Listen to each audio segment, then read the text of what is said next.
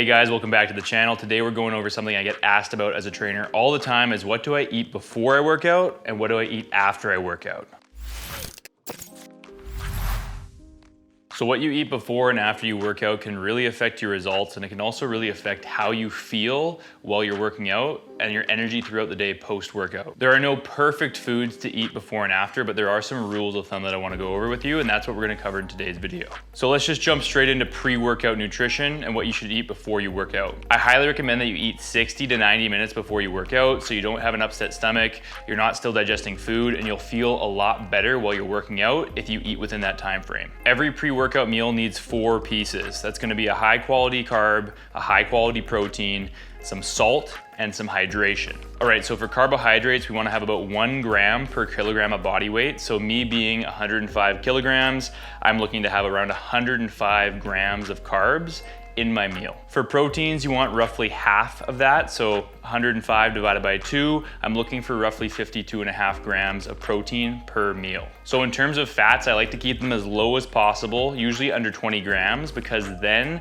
it doesn't impede on my ability to digest the carbohydrates that are in my system.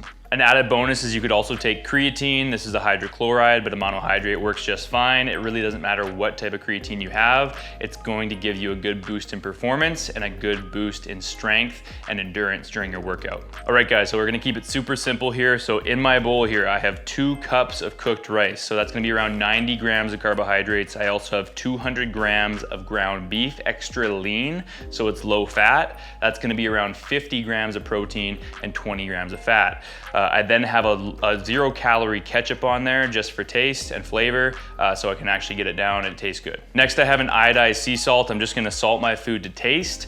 Sea salt is a great way to get some electrolytes in prior to working out. And the last piece is gonna be hydration. So obviously when you work out, you're gonna sweat a lot. Maybe you won't, but usually you sweat a lot. So you wanna make sure that you're putting fluids in your body prior to the workout. I guarantee if you have all of that about 60 to 90 minutes before you go to the gym, you're gonna be feeling super solid. And remember, this is for my size of person.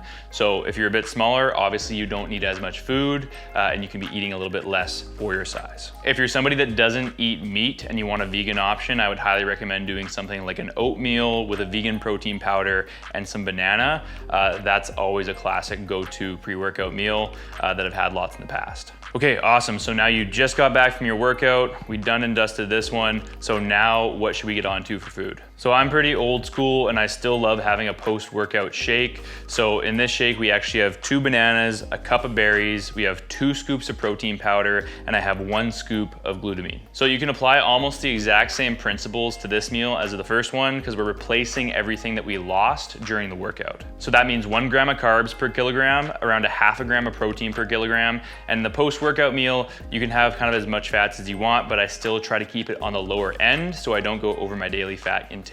Okay, so in terms of the breakdown, this is gonna have almost the exact same amount of carbs, around 90 grams of carbs with the 2 bananas and the cup of berries as the previous meal did. It's gonna have just under 50 grams of protein and it's actually gonna have not a lot of fat. So if you did wanna up the fat content, you could also add something like peanut butter or almond butter to this, and that's gonna up your daily fat content. So glutamine is actually an amino acid and it's actually great for recovery. So in terms of a post-workout shake or a post-workout meal, glutamine is actually a big addition.